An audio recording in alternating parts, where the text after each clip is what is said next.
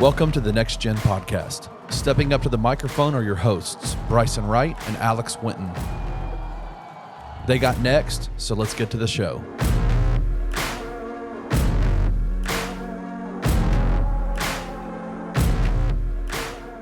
Hello and welcome into the Next Gen Podcast here on the Bluff City Media Podcast Network. As always, I'm your host, Bryson and I'm joined by my co-host, Alex Winton. And we got another really good show to get into for you guys today. We're going to talk more about some Team USA stuff. As you know, they're just now finishing up the first round. They're headed into the second round. And then we're going to talk a little bit about Ja's new rollout and stuff that we've been looking on Shot by Nas, Twitter, and Instagram, his photographer, and talk about a little bit of the glimpse of some of the stuff we've been able to see from him. And also him working out with Gigi Jackson, David Roddy, a couple of the younger Grizzlies, which the way it looks like, it seems like we'll probably get some more of that coming up in a couple more days and stuff like that. But like I said, we are going to start with the FIBA World Cup. So obviously, you know, Team USA coming into this was ranked second. So it's not surprising that they ended up winning their group. They went 3-0. The last game against Jordan was, I think a lot of people were looking forward to it, mostly because of Rondae Hollis-Jefferson on the other side and how he had really been playing. But I thought they did a pretty good job of slowing him down after he had just had like a 39-point game the night before. So they did a good job of slowing him down just really early on. And they just got it. It felt like this was the first time in that game against Jordan where, granted, you know, it was probably one of the worst teams they had played. So it's not surprising that that's the way that they kind of jumped out. But this was a Jordan team that, like I said, it just had a really good game. Rondae Hollis-Jefferson was playing well. But they just got out to like a 15-2 run. And it just really felt like the game was over in the first quarter. It was a really early game. I did get up and watch at least some of it. But once they went up by about 30, I was like, okay, I'll watch the highlights tomorrow. Because this game did start at like 3:40 a.m. Central Time. So it was one of those things where if you were up for that, you got to be a real basketball person. And if you had work in the morning, like luckily I was just off. So if I'd have to go to work the next morning, there's no way I would have been up. But yeah, but it was a really good game. You know, Jaren had a solid game. I feel like they did a good job early on, really, you know, feeding him in the post and then kind of getting people in foul trouble just because he was a mismatch. So he did a really good job of finishing through contact. And then like he had a couple and ones early on, finished with like 12 points, had a pretty solid game, 2 blocks and a steal, I'm pretty sure, on the other side. So he did a lot of good stuff in that game. And, you know, it was one of those games where it was a 30-point blowout. So it felt like he didn't get to make as big of an impact as he probably would have in a different game. But, you know, he stayed out of foul trouble, and that was the most important thing. And, yeah, held down the defense like he's been doing the whole time. So I thought that was a pretty good game. A good bounce-back game kind of for Jaren as well. Yeah, I was with you. I mean, I was up. Now, I wasn't trying to be up, but I was up. So I was like, man, let me watch a little bit of this. I watched like the first half. And like you said, by the time it got to halftime, the game was over. So I said, man, let me just watch highlights after that. I watched a little bit actually of the game, but I was watching, so I watched some of the highlights and then I watched some of the second. Like they were already up. They were already playing like guys like Kessler, Bobby Portis. Like, you know what I mean? By that time, they were playing guys that are like into the rotation. But yeah, it was a good bounce back game. Obviously, I don't want to say they changed something up. Oh, I mean, Kerr changed the starting lineup. I saw that too. He put Josh Hart in for Brandon Ingram. So I was like, okay. Now, not that I thought it was going to matter too much in the grand scheme of things because they already won their last 2 games. So I was like, okay, well, you know, I still think they're going to win anyway. But like you said early on, like they made it like, and they do it every game where they give the ball to Jaren on that post touch like that. That's the first kind of thing they do every game.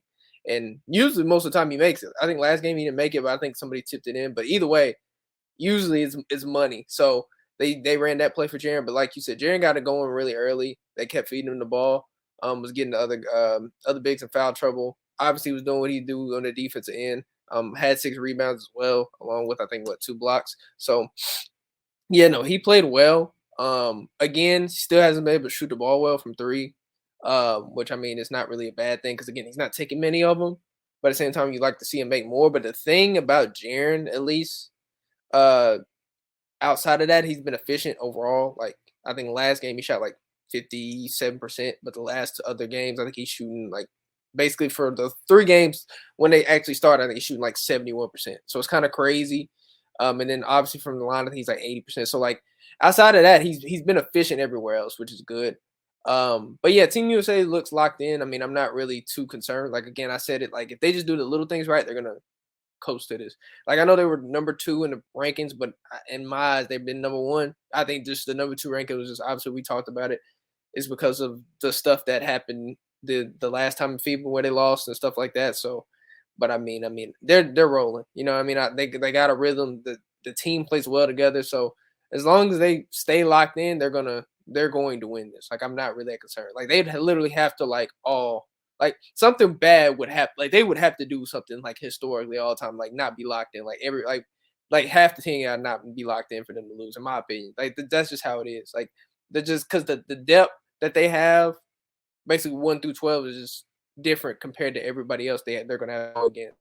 And it shows up every time because usually by the second half, usually outside of the Jordan game, the other couple games they were close for a little bit, but once they got to that second half, the other teams didn't have the bodies and the legs to keep up with Team USA. So, yeah. So they've been rolling. Jaren's been rolling. So it's been fun to watch. Again, they've been playing good basketball too. It's not like they just playing bad. Like they've been really moving the ball, like playing team basketball.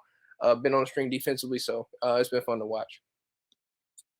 Yeah, for sure. And like so far in the FIFA World Cup, Jaren, I feel like he's had a really solid performance just overall. He's averaging 11 points per game. He's shooting 71% from the field, which I think that's really the biggest thing. Obviously, you'd like to see him maybe take some more threes or something like that, but he's only taking 4. He's 1 for 4, so I'm not really that worried about it.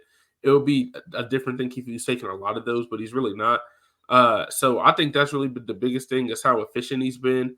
And then when it comes to his defense, I think he's been really good as a rim protector and stuff like that. He's averaging almost 2 blocks a game, so that's really good too. And that's only in about 16 minutes. These games are shorter, and he's had some foul issues, which we're going to get into that in a little bit too. But I think overall, he's done what's needed to be done in all these games. Even the game where he fouled out, it felt like he had a pretty solid impact before he left. So I think that overall, he's done what has been needed from him. And I think that, Team USA is 3-0. You can't complain. Coming off of their biggest win of the tournament, going into the second round, which will be starting up this upcoming weekend, which is when I feel like the FIBA World Cup really starts to get interesting, is in that second round. Because, no offense to all the teams that, you're playing before, but the second round is when you take the top 2 out of each of those groups from the group plays. So it does kind of change it a little bit. So for this next group, in United States group, they'll be playing Lithuania. They'll have Greece and Montenegro all in that group. But they've already played Greece, so their next 2 games are going to be against Lithuania and Montenegro. So that's going to be cool. Going to be able to see Jonas Valanciunas, another former Grizzly, in that Lithuania game. So we can finally see some Jaren versus Jonas action. That'll be pretty cool. But before I kind of finish up on that, I did want to mention Santi Aldama too. Santi Aldama has had a really good FIFA World Cup as well. Like I said, for Jaren, I feel like you could argue who has really been better. I think it's just different because they're in different roles. But Santi is averaging almost 12 points a game. He's shooting over 50% from the floor, and I think that's been really good for him. He's averaging 6 rebounds a game, so that's been cool. But I really feel like the biggest thing that I've noticed is the way that he looks physically. I know I said that in the last game. He looks stronger, he looks faster, he looks more athletic than he did in the regular season last year and in the playoffs last year. So you can definitely see that's been paying off. And I feel like he's been doing a lot more with the ball in his hands, which is another thing that they might throw at him a little bit more, especially early on in the season. Yeah, shout out to Santi. He's actually been playing really well. Like you said, I think the main difference, like you said, is the roles. Because again, I think if I'm not mistaken, Santi, some games are. I don't think any of the games he started, but he's getting a lot of minutes still. But he's again in a different role, and kind of a similar role with the Grizzlies. He doesn't start; he comes off the bench. But I'm just talking about in the FIBA perspective, it's a different role. But he's doing a lot of the same stuff we've seen him do. But it's just kind of with more usage in a way again, because again he's more dependent more on this team probably than with the Grizzlies in some aspects. So because I mean, one game he had 15 points, another game like 11. Like he's averaging basically the same points like you said, and also like you said, to defensively, to his point, he's been better at least from what I've seen. Eye test and stats wise, I mean, he is averaging 6 rebounds, but he's almost averaging 2 blocks a game too, like basically the same as Jaren. And obviously, we know what Jaren is. I'm not saying he's a better defender, but a lot of criticism has been had of Santi's defense over the past couple of years, and I mean, which is fair, but I do think again people have to use context and understand like he's a young player, still trying to learn how to guard guys and still be like just the speed of the game and stuff like that. Not everybody's Jaren Jackson Jr. Like that's like a rare thing, 1% of 1% guys. Like so I seen him improve on that end. But again, like you said, the playmaking, just the versatility we're really starting to see a little bit of, or a lot of. And hopefully a lot of this translate into what goes into the season.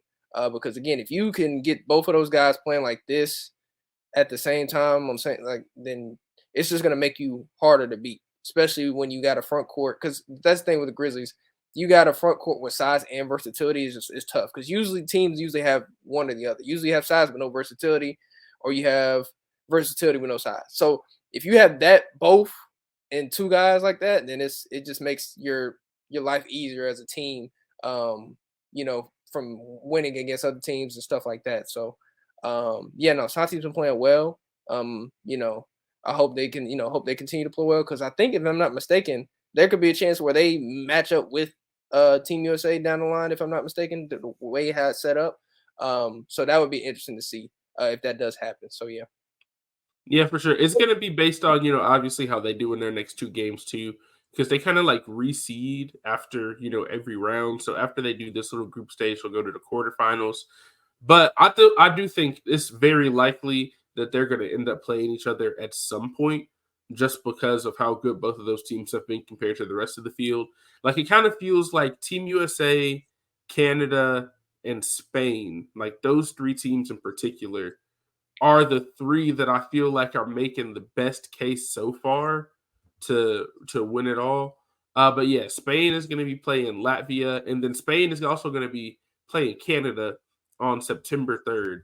So that's going to be a really interesting game to watch, to really see who can take over, kind of as like just not like maybe the second best team in the tournament so far, after Team USA. Just because, Team USA, I feel like has had better wins, because they also did beat Spain, and, Canada hasn't really had a win on that level yet. So if Canada ends up beating Spain, that they will solidify themselves as, hey, like we are the second best team in this tournament. They are coming for Team USA, because they got some good guys on the roster too. Shea Gilgeous-Alexander's been playing incredible. They got Dylan Brooks over there, and he's playing defense. He's been shooting the ball pretty well for them too. So, Canada's been looking pretty good. They're undefeated as well. So it's not one of those things where, this is just going to be Team USA is going to blow everybody out. I think those are going to be close games when you get a little bit closer.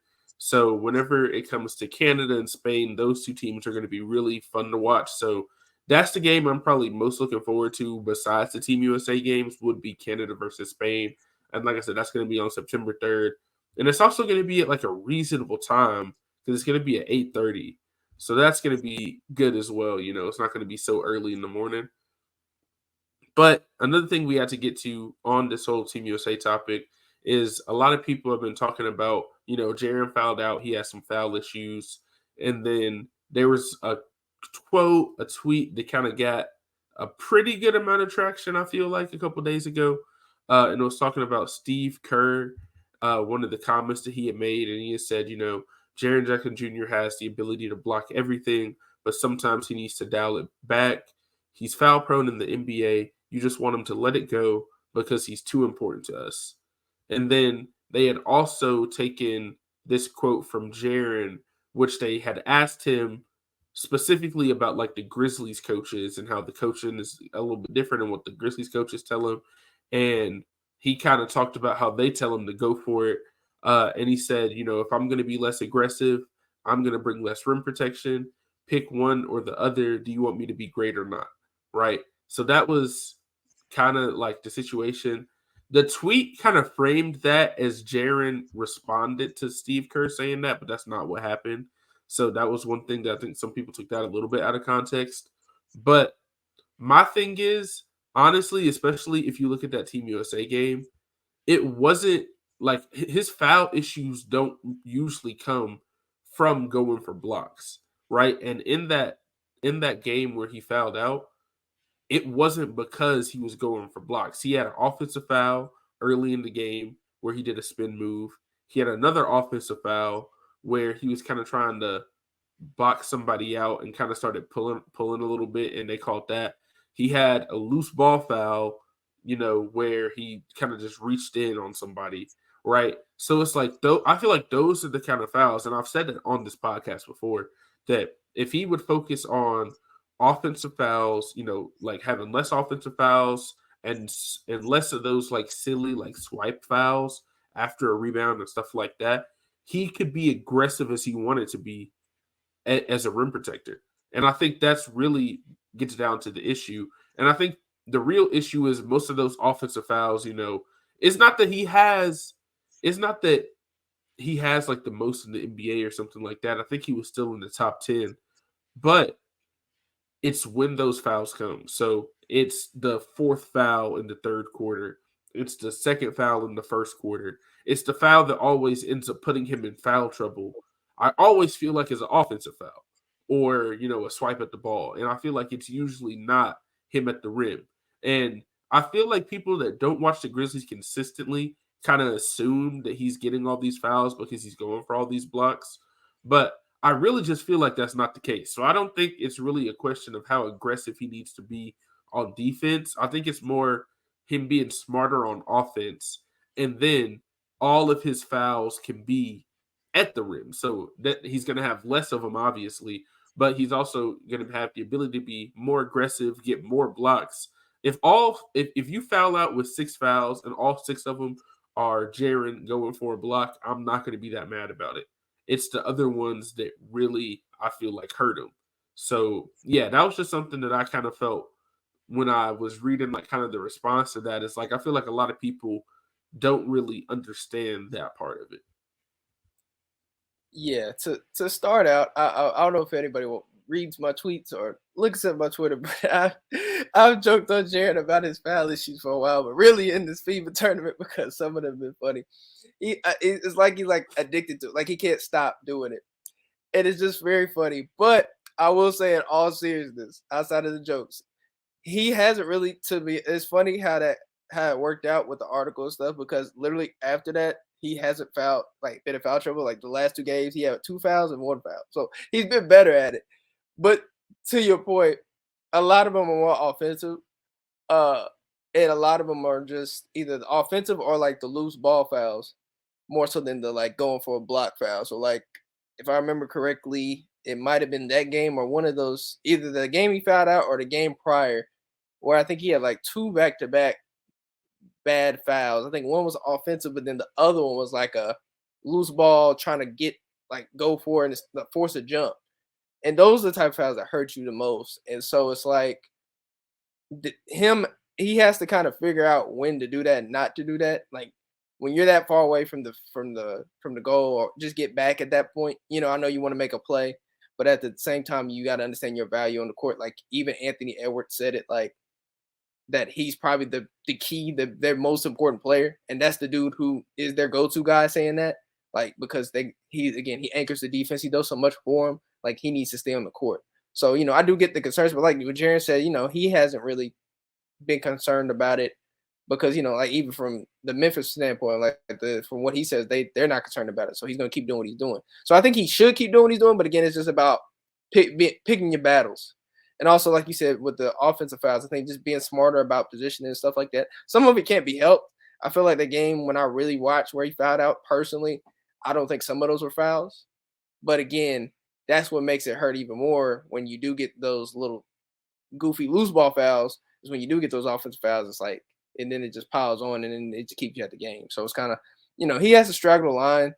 And I think he's getting better. That's the thing. I think I would feel a lot more worse if it was like every game, but it was only like a game. And then after that, nothing's really happened. You know what I mean? So I think they can get overblown. I think, again, like I said with the joke earlier, it's like a running joke. Like he can't help himself just based off of history. But I do think if people actually watch the games and then take the fouls within context and watching them, you understand that Jaren's actually getting better. Like, because a main thing just to bring up, like the playoff series against the Lakers, like that was a big thing, like him fouling out, but he never did. I think he averaged like 36 minutes in that series against Anthony Davis. So I think people understand he is getting better.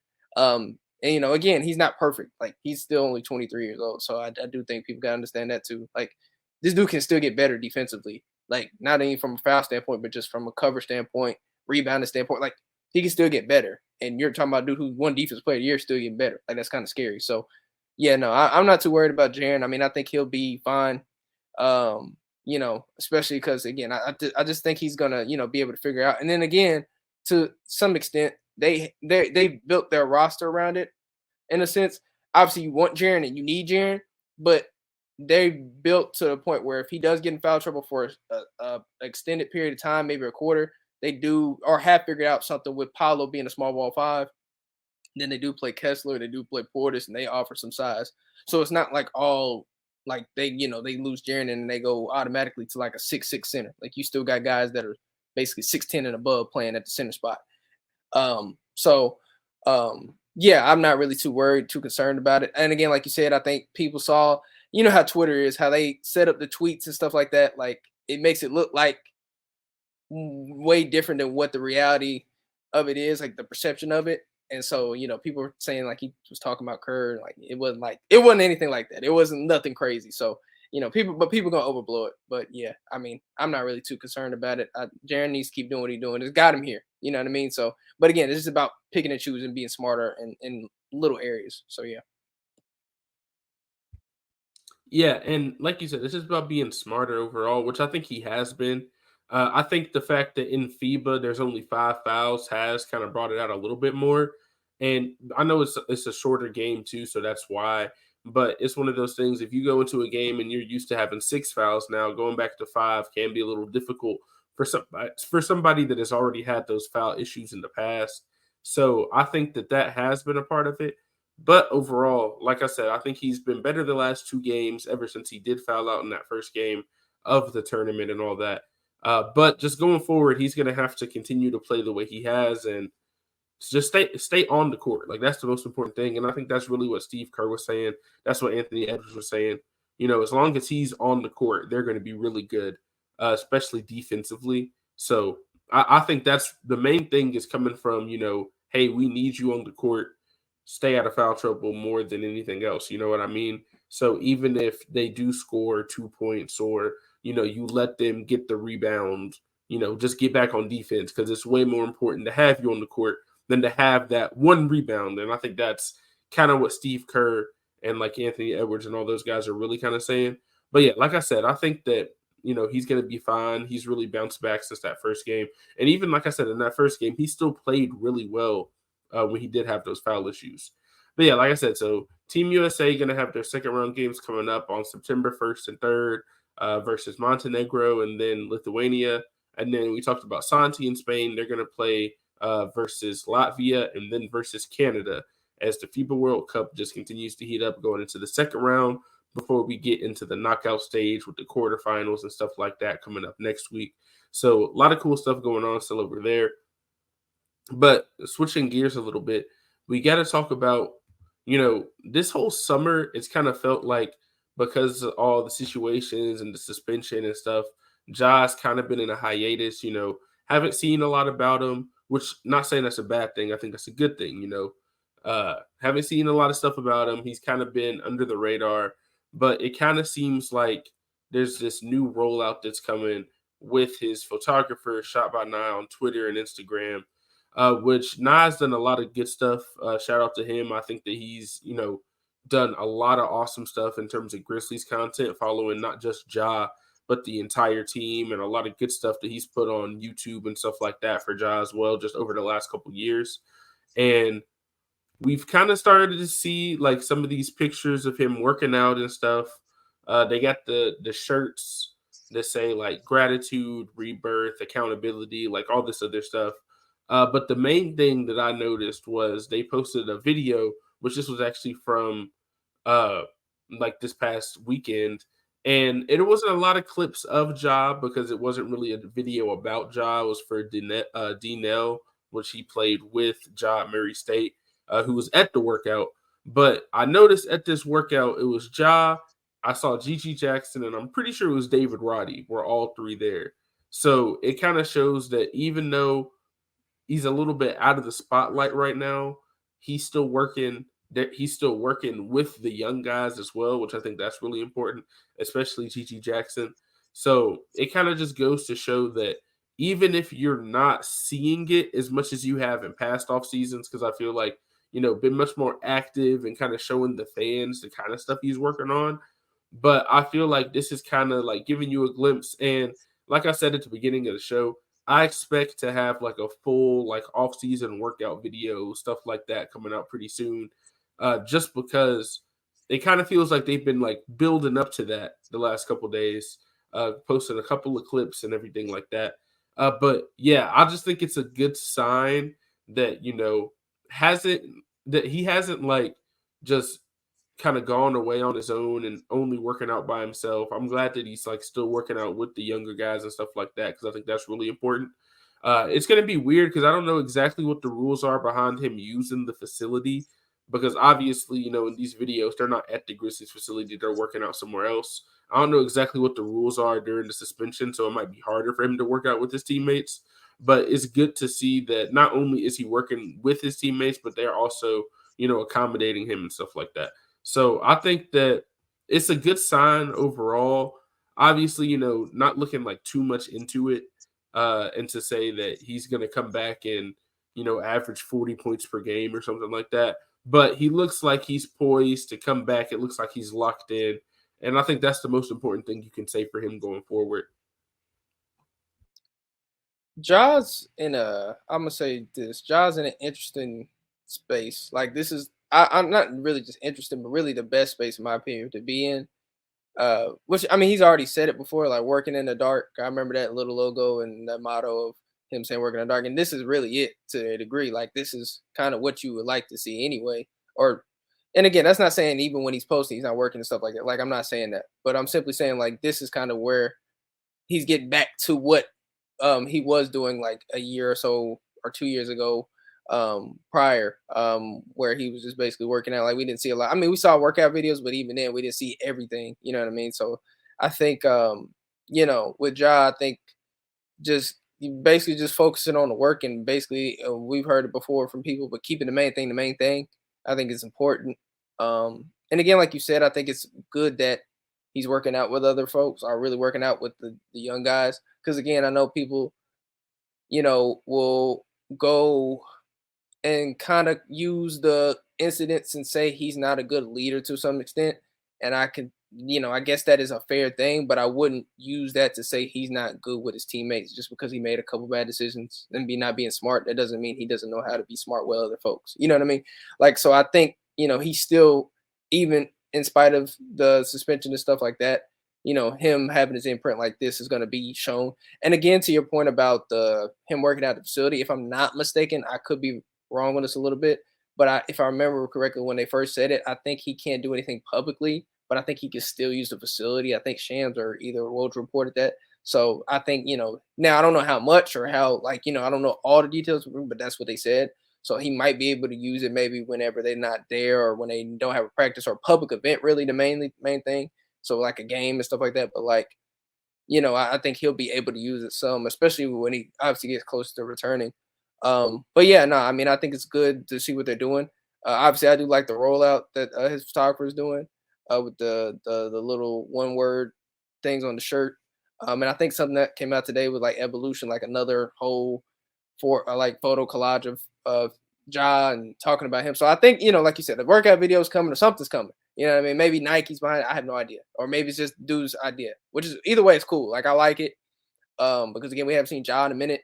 So, not saying that we got to see a whole workout video. I don't, if it happens, cool. If it doesn't, cool. But like just to see him and doing, focusing on what he needs to focus on while, in spite of, all the stuff that's happened, I think is a good sign. So, I think a lot of people forgot about Ja. If you just go off of like how, people have talked on Twitter, because I've seen a lot of top 10 lists, and whether that's point guards, whether that's young guys, and obviously Ja's getting forgotten about because of the stuff. And so, and again, that's how it is in the NBA. Like that's how the media works. Like it's like, what have you done for me lately?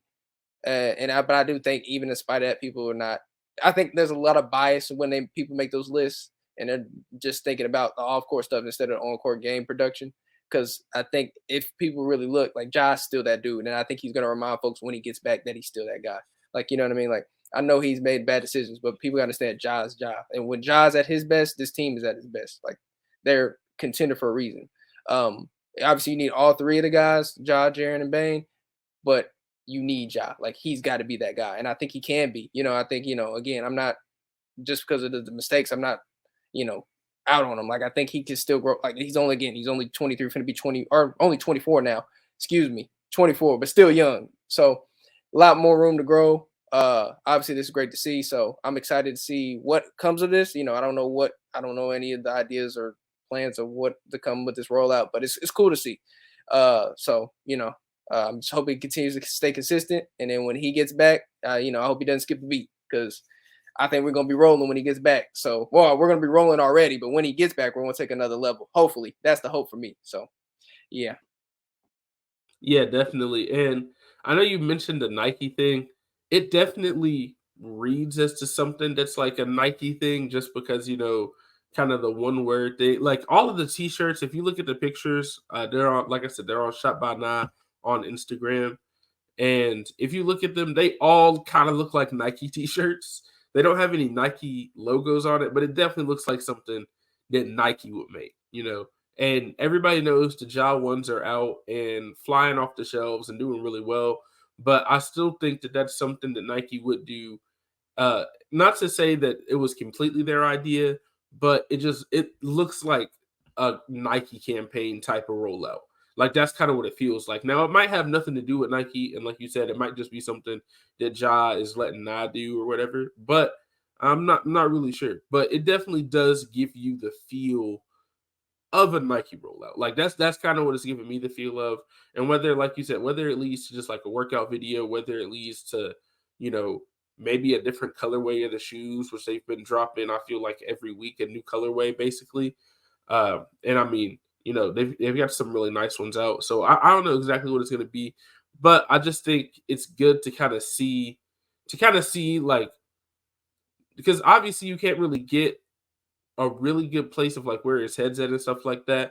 But I feel like, seeing the pictures, seeing that he's still working out, seeing that he's locked in on that gives you a little bit more confidence going into the season that, his headspace is kind of in the right place and he's kind of going in the right direction. We got to hear a little bit from T Morant. We've seen him out and about a little bit more, and he's been talking to people, and, he's been saying a lot of the right things too. And I think that, he's probably been in Ja's ear telling him the right things to do. But, obviously a lot of people are going to see the rollout in the pictures and be like, whatever, because like you said, it's what have you done for me lately? And lately, they said they thought that they couldn't believe what he was saying on social media, because after the first time he said a lot of the same stuff. But, obviously it's been a little bit longer since all that other stuff happened. It's been a couple months. I feel like it started to die down a little bit in terms of like the uproar about it and everything. So it's time to really get back to the dark, like you said, and just kind of work on that. But I'm excited to see what he's going to look like when he comes back, and really what the end of this little rollout is going to be, because I know we always talk about it. This is kind of the dead part of the NBA offseason. So there's not like a ton to see besides like the FIBA World Cup and stuff like that. So I think that seeing the fact that Ja is doing this little rollout, I think it's something cool for the fans to kind of see at this time of the year, especially because it's something that I feel like the fans have been used to his first couple years, because I feel like they've done a good job of giving us a glimpse into what he's been working on every summer ever since he came in as a rookie. So I think it's something cool to see and check out. And I'm hoping that we'll get more over the next couple of days too. Yeah, I mean, I think we will. I mean, again, we got some today, so I feel like it's not going to stop. I hope. I mean, again, because we also been getting like little clips at the end too of these little collages. So maybe that's probably the thing. I do feel like a video is coming, but again, it could be nothing. Who knows? Like I don't know. But I mean, I'm interested to see. Again, it's gonna be cool to see. But yeah, like I said, just again, I don't. I'm not the person that's out on dry yet just because a couple mistakes. Like I was very critical of the mistakes, but that's what you're supposed to do, especially if you're judging somebody from an objective standpoint. Even if you are a fan of the team and support the team, obviously made some dumb choices, but again, it's not. That doesn't mean it's the end all be all. You can still bounce back from those choices. So, just staying locked in and focus on what you need to focus on, I think is the first step in that. So, him being on the court, him working out. I mean, again, I think that's just gonna, it's just a good sign that he's. It seems like he's in good spirits. We don't know obviously because we don't know John personally, but it just seems like he's in good spirits. And obviously, he's been probably communicating with guys. Obviously, we've seen with Gigi Jackson and David Roddy, but not just them, but maybe Bane and obviously Jaren too. Like, so I think everybody's in lockstep. Obviously, you got that 25 games, but I don't think that kind of messes up the plan of anything really. Maybe in the short term of rotations and stuff like that, schematic wise stuff, but like outside of that, I don't think the main goal or the main mission has changed. You know what I mean? So, they obviously want to contend and compete for a championship. So that's what they're working towards. And so I think that's all this is necessary and part of it. So yeah, just gotta take it a day at a time, week at a time. And before you know it, season's gonna be here. Like you said, this is a dead part of the off season, but I mean September's gonna be here in literally a couple days, and then like I think the end of September is like media day and all that, and then by that time you got training camp at the end, and then it's gonna be preseason. Before you know it, season's gonna be here. So yeah, it's going by fast. I'll say that much. It's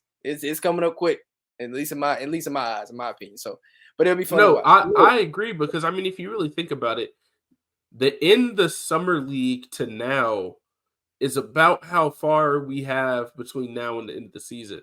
And to me, it doesn't feel like summer league was that long ago, even though it's been over like a month and a half since that finished up now. That's about how far we've got until the beginning of at least preseason. And, we're going to get a lot of cool content and stuff for media day and stuff like that before that. But as always, I appreciate everybody who listened to this week's episode of the Next Gen Podcast here on the Bluff City Media Podcast Network. For my co-host, Alex Winton, I'm Bryson Wright, and we'll see y'all next week.